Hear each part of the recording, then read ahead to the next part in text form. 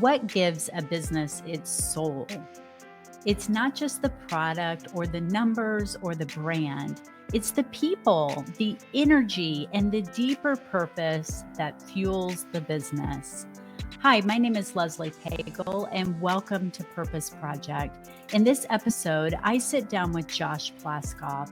Josh is a leader in employee engagement and a professor of leadership at Purdue University.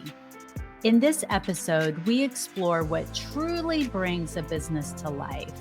Together, we discuss why engagement isn't just about checking the box and how the most successful companies don't just talk about purpose, they live it.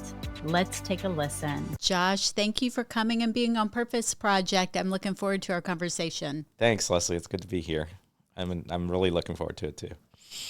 I imagine we're going to go all over the place when it comes to purpose in the workplace. But before we get to that, tell us a little bit about who is Josh Plaskoff. God, who is Josh Plaskoff? The lifelong project of who am I? I don't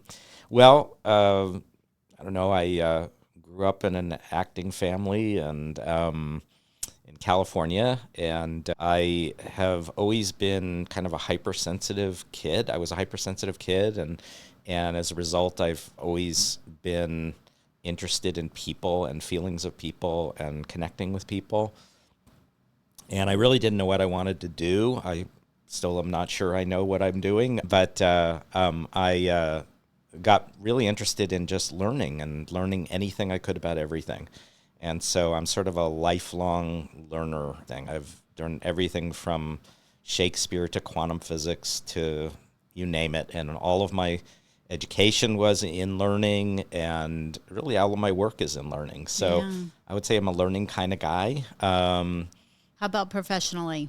So professionally, I worked for 30 years in industry, up to an executive position, and at the same time I taught for about 20 years at the university concurrently, and I took 3 years to teach full-time at the Kelley School of Business, and that was really fun. And then I went back to my old career and then decided that it was time to kind of leave the corporate world behind, not completely, but being in the corporate world, and teach full-time and start my own business. And so now I'm teaching up at Purdue, and I teach leadership and teaching the next generation, which is kind of what I really love to do. And then also started my company, which is really about, we'll talk about purpose. That's kind of living my purpose and working with a few of my friends to live their purpose. So love it. Yeah. One question I ask everyone on the show, What is your purpose? If you have a life purpose, what is it? Somebody asked me that, I would say probably 25 years ago, and I didn't even think about it. And what just came out was to make the workplace more human. And it stuck. It's sort of, I think it's broadened since then to make the world more human, but so much of my time is spent in the workplace and on the workplace that it's really to try and humanize things. And I saw so much happening to me, both to me and to others, that frustrated me about the workplace in terms of pushing away humanity, pushing away who we are as people, becoming part of the machine, and that really frustrated me. And so it just came out and it sort of stuck, and that's what it is. So whenever anybody asks me, that's what I say, to make the workplace more human. Yes, well, and it's a perfect fit for our conversation today, which is all about how purpose shows up in the workplace. Right. Could you, before we go there, could you share a little bit about your business? Because I think that will help set the context for our conversation. Sure. Yeah. So the company is called Inner Human Group, and really the focus is on trying to take a very different approach to organizations. It's trying to reframe what organizations are and what it means to be in an organization with people. Most organizations, most consulting is done as a structural thing. We look at things as things. We look at people as things, and they're just moving around those things. And our approach is more relationship. Relationship first, things second. Actually, your relationship defines your thingness.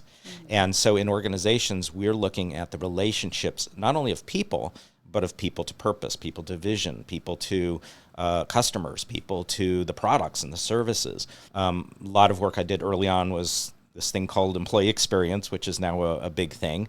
And we still do the employee experience. We think about it as the employee experience, but it goes beyond just the employee experience. It's looking at really the entire human experience as part of the business experience. And we're convinced 100% that if you make the workplace more human, if you work on those relationships, it will affect the bottom line positively. It's hard for people to believe that. I've shown people data and research, and they just don't seem to want to believe it for some reason. But it definitely impacts the bottom line, and it's very intangible a lot of times. And so basically, what we're doing is taking the work that I've done for 30 years and helping others do that same work.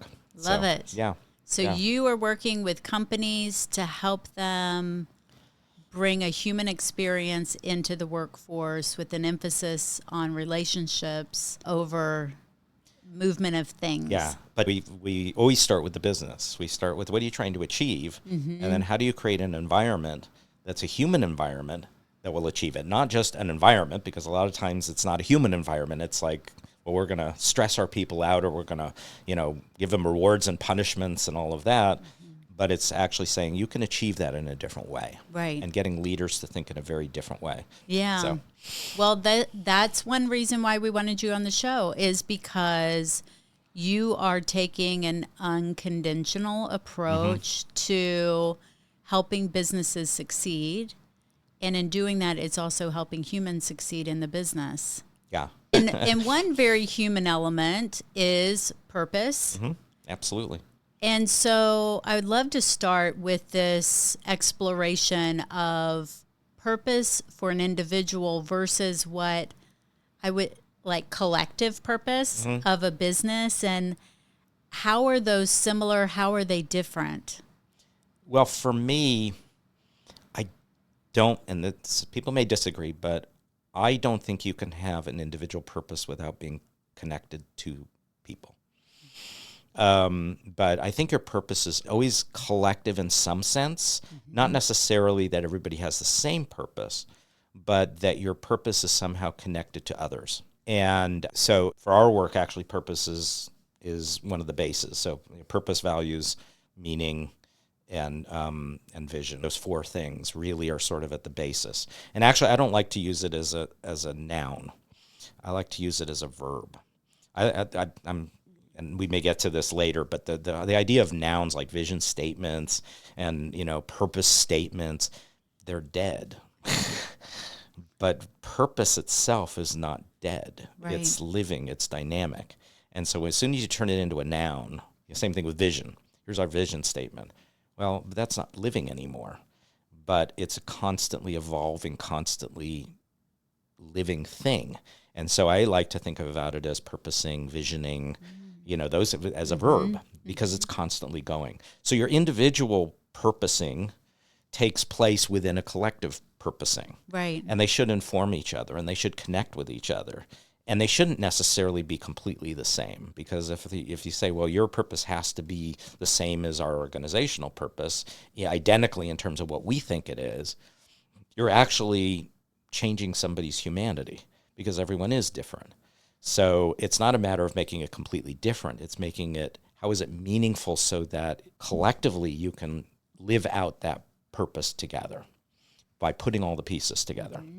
So there is an individual purpose in the sense that you find your own unique meaning to it, but your own unique meaning isn't isolated on its own. It's part of a larger wave of meaning or wave of purpose. And it's that wave that you're pushing along. So that's kind of how I look at it. But I think about my purpose of making the workplace more human. It's not because of me. It's because of others. Right. It's how does it affect others? How does it affect all of us in some way? And the idea is that it has to transcend things. So if it's just isolated to you, it's not transcending anything. It's not transcending the organization. It's not high enough. To me, the purpose is kind of the highest level. And if it's the highest level, then it needs to be broad in scope. it's affecting the entire entangled world in some way. And it sounds, kind of lofty. I mean, purposes always sound very lofty and kind of, as I say, Miss America-ish, and they ask you, what do you want to, we want to save the world. Well, yeah, that's what a purpose is. That's what it should be. It should be, it should feel like it's so lofty and big that it's almost impossible to achieve. Yeah, here's what I'm hearing. I'm hearing that purpose in and of itself for an individual and for a business is generally connected to others as well. Well, think about, Viktor Frankl's work and purpose. He merges purpose with responsibility. And that's kind of how I view it too, is that purpose has within it responsibility. And responsibility is not to yourself. Responsibility is to others. Right. And it is to yourself to some extent. I mean, you take care of yourself, but you're part of that otherness as well. So if you have a purpose, the purpose has to have responsibility. Right.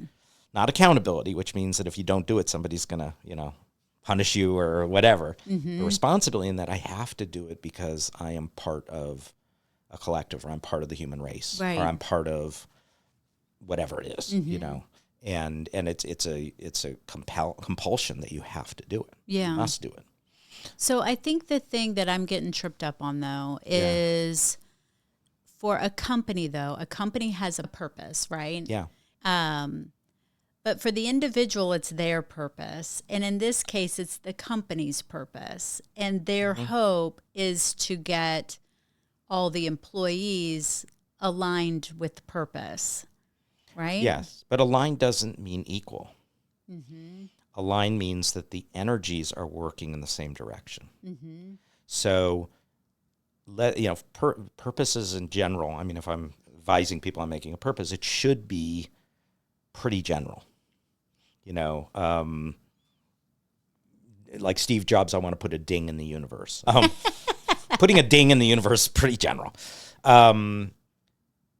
You could look at that and say almost everybody could find some of their own purpose in that. It's so big and it's so lofty and it's so general that people can say, I'm contributing to that ding in the universe by the way I answer phones. I'm contributing to that ding in the universe by the way that I'm talking with customers and I care about customers. I'm contributing to that by, and each person's kind of purpose could be contained within that. My purpose is to treat people with dignity and respect. My purpose is to help people in some way to lead a better life. Whatever that is, that's general as well. And it can usually fit into something, but you have to enable people to find their purpose within the context of the corporate purpose, but not to say, well, that doesn't count because that you're not saying exactly what we say. Right. Well, then you've limited your purpose to a formula. It's not a formula. It's an emotional state. It's a state of being. And so it's alignment, but not in the sense of we're going to make everybody the same. It's alignment in the sense of everyone's energy that comes from purpose, individual and collective, is contributing to the same stream, to the same wave that's moving forward. Now, if it's going the opposite direction, then you got a problem. Right. Then it's crushing the wave, and it's like, okay, now we have an issue. Now we got to talk about that. Okay. So company has a purpose. Individuals have their purpose, and the goal is to help individuals see how their purpose connects to the company's purpose. Yeah, kind of what I would call, there are some organizations I've seen where you have to believe in the values the same way, you have to believe in the purpose, and I call it the Stepford companies. I don't know if you remember the movie The Stepford Wives, but they were all the same, and they had to look the same, and they had to act the same, and it's like, that's not healthy. Right. It's not a healthy organization because it leads to no evolution, it leads to no change, it leads to no real forward movement. It's a dead organization. So that's what we mean by alignment. A lot of people think alignment is lockstep. Right. It's not line. lockstep. Yeah. It's about alignment of energy. If you think, I like to think in terms of energy, human energies. But if you think about it, people are putting energy into their work, and you can tell when there's positive energy and negative energy. Right. Oh, you can feel it. You can walk in and feel in a place. You can't measure it. You can't really describe it and identify it, but it's there. So if you think about it as energy, And if the human energy is moving in a positive direction to allow things to happen, then the meanings and the purposes and all those are aligned. Right. So I hear all of this. Company has a purpose, individuals have a purpose, and it's about making the energy aligned so that those are connected and moving in the same direction. But when I look out into corporate America, it doesn't feel like that's what happens. Why is that? Well, that's a good question. That's what I'm trying to figure out. But just off the top of my head, I think there are a couple reasons. One is that it's not an aligned world.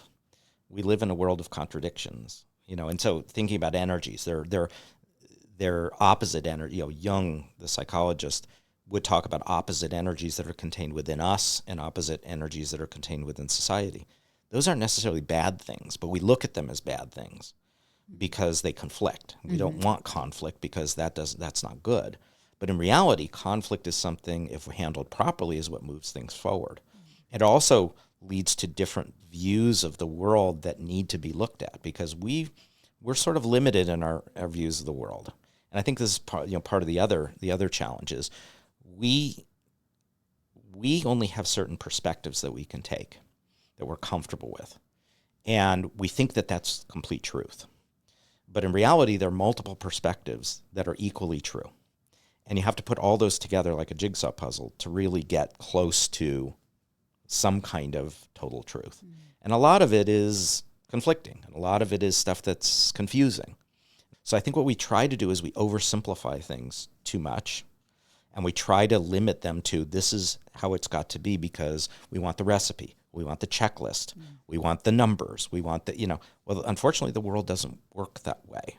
We think it does because we've been taught through our physics classes that you can calculate how the world works in numbers and everything is completely calculable because that's what Galileo and Newton said. But what quantum physics, our new physics, is showing is that's not reality. That's an approximation. And so we've been taught to some extent to limit our thinking to small buckets and ways of thinking that lock us in. And when they lock us in, then we're always fighting the energy instead of trying to be in the energy. Think about surfing and a wave. If you fight the wave and you try and conform it to what you want it to be, you ain't going to have a good ride. But if you become one with the wave, if you actually surf the wave, if you actually go with the wave and in all of its sort of unpredictable nature, then you're going to get a good ride. So this is the same thing. I think what we do is we try to force things into what we think they should be when they're not that way. And then we run into difficulties and challenges and conflicts that we don't solve because we don't want to deal with those things because they don't fit our simplistic model of the world. And I think when you're talking about purpose and meaning and all these big concepts that are human beings in general, you're talking about complexity. You're talking about very complex things. Each person is unique, has their own story, has 40, 50, 60 years of emotions and history and everything else. And we just dismiss that as though it doesn't exist and say, well, you're just a cog in the wheel or in the machine. That type of thinking limits our ability to actually employ this stuff. We like to be very, planned and solid and everything's predictable. And it's not. That's the beauty. It's also the challenge. Yeah. So that's my take. And we base our work on is how do you actually embrace that complexity? Ride the wave. How do you ride the wave? How do you embrace the complexity? How do you actually entertain different points of view, different ways of thinking, different ways of looking at the world, and actually not look at it as a threat, but look at it as an opportunity. Right. So I've got a two-part question here because I get what you're saying is that the reason why it's not showing up is because we tend to fight instead of riding the wave. How do you see purpose showing up in the workforce today? Then how should purpose show up in the workforce? Yeah. Well, I think, first of all, I think it's had a resurgence, which is really good. I think Okay. people are finally realizing that purpose is important, not only in their lives, but in the workplace as well.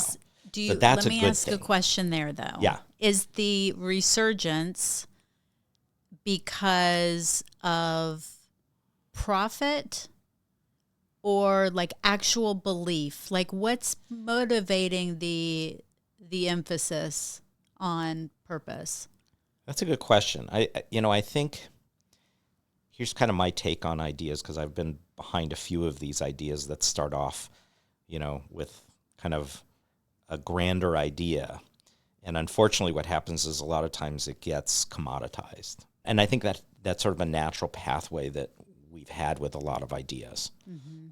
Purpose potentially could go down that road of, okay, now it just becomes another line in your organization that you just tell people, and then it sits on the shelf, and then you put it on people's performance plans, and then you measure it, and then that's not really what it is. Right. But that feels comfortable because that's the way we've done this all the time with Right. these things. So the good news is it has come back with some people saying, like you and some other people, saying that true purpose, the idea of really finding a purpose that pervades the individual and the organization, is important. And yes, it will affect the money side, which is fine. That's great. I think that's important. But if it just becomes a means to an end rather than part of the end in itself, which is the human being is the end in itself. Okay, if it just becomes another means to an end, then it's losing its luster. And that's a lot of times what happens, at least what I've seen. So the good news is it's resurfacing. But I think there's still the potential, and for example, with employee experience, this kind of has happened and starting to happen. The original intention was a very revolutionary idea. It was, how do you co-design the workplace with employees? How do you view human experience as a superset of employee experience to allow the human to be part of it and to actually, bring in emotions and feelings and caring and all those kinds of things? How do you make some of these intangible things tangible in some way so that you could design them together? And, some organizations use it as bring your dog to work and, put a bar in it. And now you've got a great employee experience. Okay, well, that's great, but that's not really what the intention is. And so it does happen all the time. Unfortunately, you don't get the payback of it, I don't think. Same thing with purpose. I think if it becomes another corporate line where you just put it on the wall and put it on the mugs and say, okay, here's our purpose, yay, rah, us, and then we're going to have little parties with a purpose parties, and we're going to talk about our purpose, and we're just going to have our purpose, and your purpose doesn't matter just as long as it's our purpose, you're not going to get what really it's about. And so I think there's a potential point, and the question is, which direction is it going to go? And not only which direction is it going to go collectively in terms of everybody, but individually, which organizations are going to really latch onto it and say, this really is important and it is transformational of the workplace, and it is something that they don't teach in business schools. Yeah.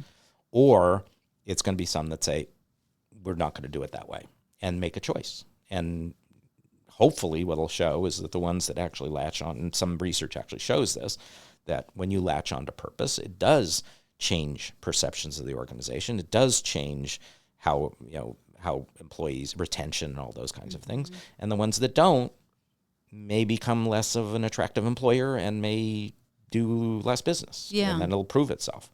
So the ones that do, we know they look and feel different. We can feel the difference. Yeah. But what do they do to be purposing in their business? Yeah. Well, I think part of it is dialoguing. We have a model that we use for our work, and it's called the CLEAR model, CLEAR. And the basis of it is purpose, vision, values, and meaning. Okay, those kind of four are the basis of the whole thing. And then it builds up to, it actually is backwards. The A and the R are at the bottom, and it builds up to the C at the top. And the C at the top is co-designing. Okay, so the idea is that you're co-designing the workplace. To get there, you have to have an organization of dialogue. And the dialogue comes through listening and learning, which is the L, and empathy, which is the E. And dialogue is not about telling people what your idea is or telling people what your purpose is and saying, here's your purpose. Now do you tell us what your purpose is in line with that and make sure you're all aligned. Dialogue is actually coming to the table with very open points of view and being able to exchange those and see what comes out of it. So part of it is having an organization of dialogue allows people to live their purpose and allows just the purpose of being a human being, to share different ideas, to innovate, to create, all of those aspects of being a human being. To enable that to happen, you have the A and the R, which is adapt and relate, which are the enablers of community. So the idea is, how do you create a community within the organization, a community feeling, and not even just a community feeling, a community itself. And a community is a purpose-driven entity. We love the word community, but we really don't want to put in the work to get there. And but community it has a transcendent purpose by definition. It has a transcendent purpose. And if you don't have that transcendent purpose as a group, you can't be a community.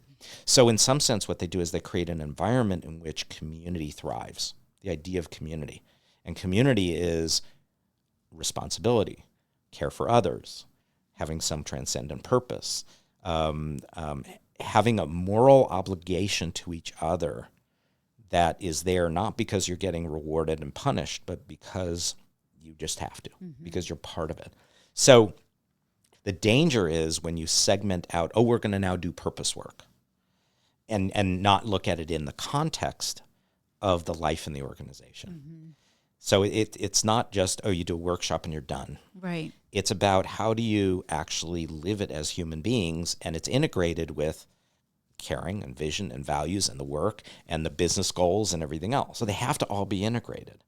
So it's a matter of creating an environment where it's integrated. It's just part and parcel of what you do. Right. And it's hard to say, well, you implement this and you implement that and you just put this in place and that in place, because that's not how life works.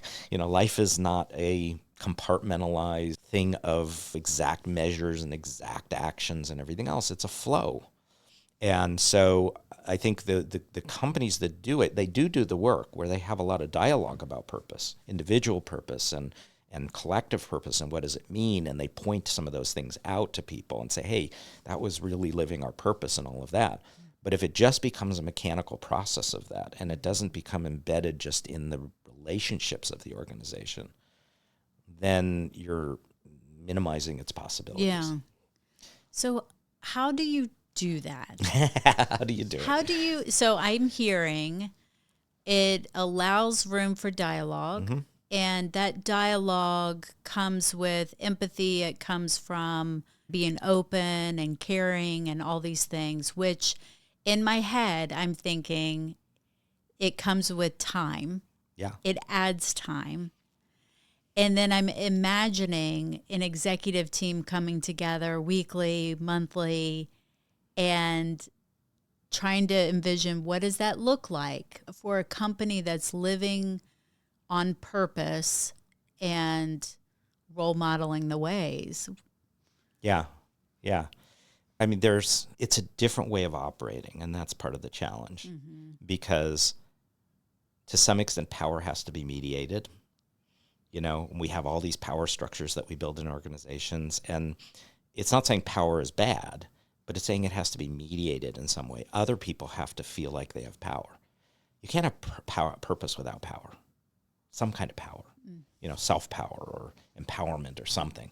How are you going to feel purposeful if you have no power at all? So the question is how can you actually create an environment that's not just this power hierarchy of, we're going to tell you and do, and instruct you on what to do, and you're just going to do it, because that's not going to allow people to free up purpose. So part of it has to do with mediating power. Part of it has to do with constant dialogue and talking about who you are as a human being, not just what you're doing, but who you are. and what you stand for as a human being in the workplace, and that's part of being a human being. Part of it is linking your business to those purposes. Why are you doing what you're doing? And not losing that. I'm still convinced that there is a soul for a human being, and there's also a soul for a company. And it's not in a religious sense, but in a sense of there is some kind of a defining characteristic of who they are that started at the beginning. There was a reason they started. It's not just for money. It's almost never for money. It's just there's something there at the beginning. And a lot of times what happens is it gets lost because you're doing your day-to-day and you're wrapped up in all your business stuff and everything else, but that soul is still there. It's just covered with so much gook and dirt and garbage that you can't get to it. And so part of the purpose work is getting back to what was it that was the energy that started this place, and then allowing people to participate in that energy. So those are some of the things that you do. You have to kind of recover that soul. You have to and bring people into it so that they can kind of attach to it. What's hard right now is organizations are somewhat temporary spaces, and it does take time. Mm-hmm. And so, I had one of my students come to me and say, so is it normal for people to just stay at a job 2 or 3 years and then move on? Because that's what it seems like everyone does. And I said, well, that's become the new norm. Right. Because for a couple of reasons. One is you make more money doing that because you get a raise. And the other is that there isn't a huge amount of loyalty right now because there's not a lot of loyalty coming from the companies to the employees either. Mm-hmm. It's a two-way street. And so when you say, well, we're going to let 10,000 people go, that helps the the short-term bottom line. But it also says we're not going to be loyal to you. But we want you to be loyal back to us. Right. Well, how can you have that kind of loyalty if you don't know whether they're just going to let you go? Mm-hmm. So to do this and to really live purpose in some sense, you have to revisit the idea of loyalty and to each other. And what does it mean to be an employee, and what does it mean to be an organization together? Which again has been challenged, and it's different now. Mm-hmm. So it does take a lot of time, but without having that time to engage, to grow it, to nurture it, to have it kind of take over, and grow out that soul or whatever it is, then it's hard to do. Right. It's hard to do. Yeah. I mean, this is not easy stuff. This is it's not for the faint-hearted, that's for sure. I mean, this is not easy. Well, as you were talking about the soul of the business, I found myself drawing a parallel to season 1. So season 1 was all about individuals pursuing their purpose. Mm-hmm. And one of the things that came out as a theme was that a lot of our conditioning through childhood and into adulthood, it's conditioning us to do the things we're supposed to do. Right. And as you were talking about the company's soul, and over time, how it loses itself, it's like, wow, that happens, for individuals too. There's this phase of like, you're supposed to do this. You're supposed to grow by 10% every year. You're supposed to, all the these things. Yeah. That happens in business too. Oh, absolutely it does. And that also causes the soul of the business to get shadowed. Yeah. I mean, I always ask the question is, what's wrong with having a business that grows at the rate of inflation or a little beyond inflation and gives 100 people a great life? Mm-hmm. What's wrong with that? Mm-hmm. There's nothing wrong with it. Why does everything have to be a Walmart or a massive empire? Mm-hmm. Why can't it just be something that is doing something good? And if it turns out to be something great, but don't lose that initial kind of, we're just doing this because we care about it. Right. And yeah, I think it happens to people and it happens to organizations. I always think that I like the idea that your purpose is being spoken to you and you need to listen. Mm-hmm. What are you being asked? Mm-hmm. What is life asking of you? Right. That's the purpose. Yeah. It's not what you think. It's what Yeah. is being asked, and that's the responsibility you have for your life, and everyone has it. Right. And each person is bringing some unique purpose. Yeah. They may not know what it is, they may not have found it yet, but it's there. But is that so you talked about, and I'm thinking you're talking about individual purpose when you say it's calling to you, it's speaking to you, it's what, life is asking of you now. Is that also true of a business? I think in some sense it is. Okay. I think it's when you get a few people to hear a similar kind of voice, saying, why do we need to exist as an organization? And there should be some kind of a calling behind it in some sense. Again, I'm not trying to be religious about it, but I think there is some sense of calling that an organization should have to say, we're doing this because we need to, because there's something missing in this world that we need to fill. Now, hopefully, it's got an ethical purpose. It's got some good purpose. And so, again, they go together. It's not I don't think it's an either or. I think it's a both and. Yeah. And they feed each other. They're reciprocal. And I think it's constantly reciprocal. I think it's constantly together moving. So as you get new employees, that purpose is feeding back and forth, because their purpose that they've grown over all of their connections is now feeding into the company, and the company is feeding to them, and you're starting to put those together, and then so on and so on and so on and so on. And I think we're doing that personally as well. Yeah. Our purpose is being molded by our inner. Mine is being molded right now in this conversation. That's the way I would view it. Is every interaction, every relationship we're having is remolding aspects of who we are and what our purpose is, at least if we're open to it. So I feel like we're doing parallels between individual and company. So one of the other things that came out of season 1, I'll use the word ritual, people that are clear of their purpose and they're living on purpose. Yeah. They had rituals in their daily. It was daily. Does that exist in companies that live on purpose? Is there daily ritual? Is there ritual around purpose? I think I'm not a big ritual person, but I've seen a lot of them, and to me they emerge. They're not something you put in place. Okay. And you say, okay, now we're going to do this. I think those happen, but a lot of times they don't work out as well. But I think sometimes they just emerge. That somebody comes up with something that just resonates with them in some way, and they do it. And somebody else looks and says, hey, I like that. And then they start doing it. And then somebody else does it. And then, so I think that rituals emerge from that connection with each other in that enterprise that they're doing together. Okay. And the individual may have some too. I mean, we need to have some sense of order in our lives. Think about traditions and things. Sometimes traditions get so static and that you have to follow those traditions or else, but then it doesn't allow new traditions and growth and all of that kind of stuff. That's something that's natural, something that comes out of the energy of purpose or comes out of the energy of values or whatever it is that just emerges in some way.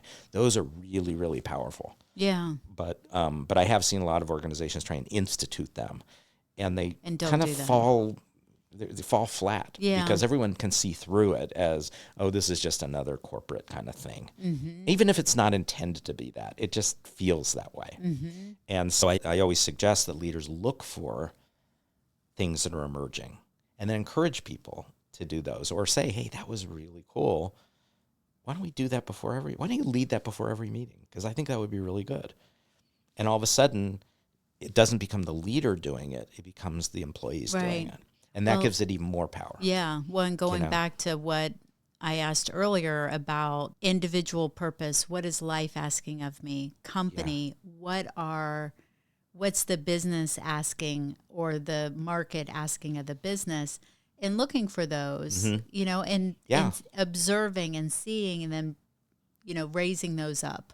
Yeah. And I think if we go back to kind of that idea of the employee experience as the co-design, a lot of times leaders want to push too hard. They feel they're responsible for everything, setting the culture and creating this and driving this and all of that. And really, our approach is more, let the employees do that. Give them the opportunity to do it, because change from the top is much harder to implement than change from the bottom. Right. It's slower from the bottom, but it's much easier because people don't resist their own ideas. Mm-hmm. So sometimes leaders get in their own way by pushing too hard, creating everything, forcing the culture, forcing the artifacts, forcing the events and all that, as opposed to allowing the employees to have a voice and to let their purpose show and their ideas about it and their rituals and their things, and then say, now, how as a leader do you facilitate the expansion of those or the spread of those or the nurturing of those, which is a whole different way of leading, because we're taught, you got to drive. And if I hear the word drive again, I'm going to, I've heard it enough, too much. There shouldn't be driving so much. You should be nurturing. You should be growing. You should be looking for opportunities to grow things, not drive things, because driving means you're pounding it down, and people resist that. They don't want that. Right. So if you want to create a purpose-based culture, you want it to emerge from people's purpose and feelings of purpose. Let them have a voice about their purpose and why it fits in, and facilitate those conversations and allow them to come up with their own rituals and their own ideas and their own, use their own energy, and then blend it into the organization as this is just another part of the organization. Right. As opposed to saying the organization is going to determine the purpose, tell you what the purpose is, and then we're going to put it on your performance plan, and then each year you're going to tell us how you lived your purpose. It's like, well, I don't want you to do that, because now it's not purpose anymore. Right. It's an exercise. It's not really, there's no energy to it at all anymore.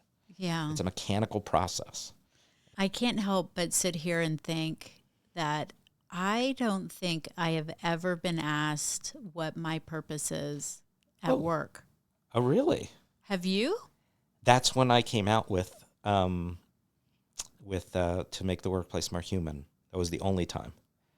Was that one time? You were asked the one time. Okay. Yeah. Now, yeah. I did. By a boss or a colleague? No, or? It was a colleague. Okay. Now, I did work with an organization where that did become one of the key elements that we worked on, was actually having the president of the company go to each employee and ask them what their purpose was. Yeah.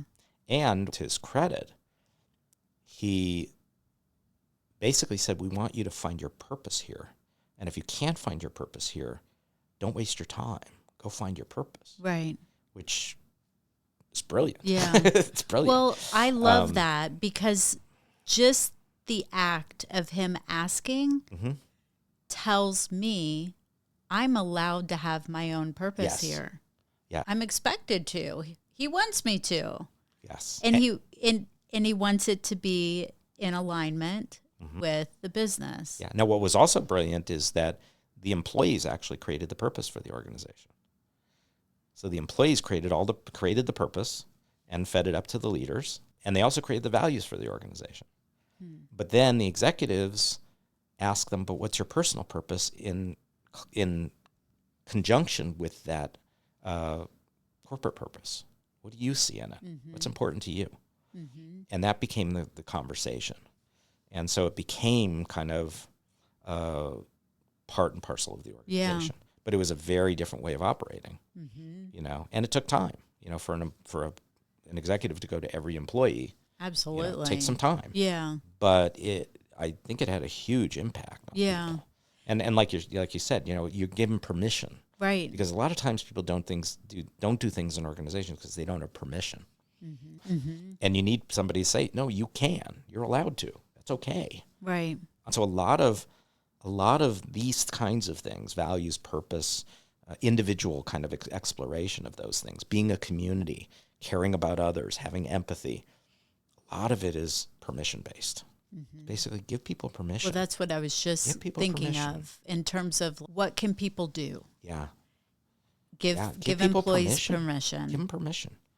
Allow them to explore. Yes. Yeah. Ask the question, but it can't just be a one and done either, because over time the soul of the company gets buried down there. So and it is a little scary because you don't know what may happen. Right. But in the workplace, we've come to this point where we're sort of, you can't make mistakes. You always have to be buttoned up. You always have to show you know everything. And it's like, and even and especially leaders or think that that's how it should be. Mm-hmm. And if I ask for help, it's going to show that I'm not a leader. No, it's actually that you're being a great leader because you're saying, I don't have the capability of doing this, so I'm going to get people who really know what they're doing. Right. That's a good leader. Anything else on the topic of purpose in the workplace? Gosh. What else? What other questions do you have? I don't know. We talked about a lot of stuff. I know. The main thing I'm hearing is that as individuals, as human beings, we're messy's not the right word, but we're just unstructured. It's unformed. It's fluid. There's no perfection in humanity. And in business, humans exist in business too. And so creating a space in business where humans can be humans, and that means to have dialogue, a space for dialogue, a space for connection, a space for empathy, care, concern, and permission to do so. Yeah. And in doing that and connected to the company's purpose, why it exists, we all can work together to move in the right direction. Yeah. Because we're operating as human beings operate. Yeah. And add on to what you're saying is we're not just messy, we're weird combinations of opposites. So on the one hand, we're ordered, but on the other hand, we're chaotic. On the one hand, we love to rip things apart and try and understand how they work. And on the other hand, we have to put things back together to understand what they mean. We can, there are all these contradictions that are part of us. And what we do is we try and limit ourselves to one of them because it feels safe, as opposed to saying, you know what, let's try and use both sides. And there are going to be contradictions, but you know what? You see a whole different world. You see things in a whole different way. But it's being able to recognize that these things coexist, and we have to figure out how to deal with them instead of how to get rid of them. But to some extent, we're trying to convince ourselves to oversimplify because then it's just easy. But easy is not the way to reality. Right. The reality is a difficult road. Right. It's a hard road. Yeah. And but it's a joyful road, and it's a road that when you kind of are on the path, and all this is on the path. I mean, purpose is a path. It's a journey. And I think if we think of it that way, then all of a sudden things change in terms of how we approach the world, how we see the world, how we approach relationships, friends. Everything changes, in some way. Yeah. And you can see things in very different ways. And yes. Anything left unsaid? I don't think so. For now. For now, yeah. How about that? Yeah, chapter 1. Well, thank you, Josh, for being on Purpose Project. Thank you. It was really enjoyable. Driving home through rural Indiana after dropping my daughter off at college, I couldn't help but notice the small businesses along the way. Some of those small businesses looked alive. They looked vibrant. They had energy. They looked cared for. And others seemed worn down, like they had been left behind. And then it hit me. This is what happens when the soul of a business is taken care of or not taken care of. When purpose isn't nurtured in a business, it becomes an afterthought instead of a guiding force, and the business loses its vitality. The same thing happens for us as individuals. Purpose is a way of living. It's not a goal. It's not a destiny.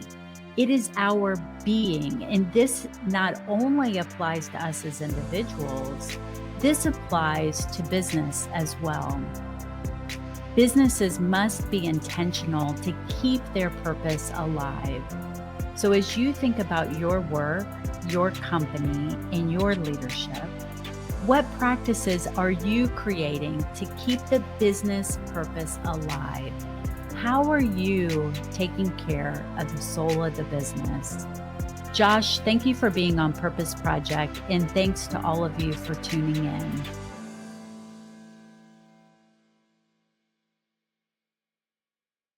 Purpose Project is brought to you for education and for entertainment purposes.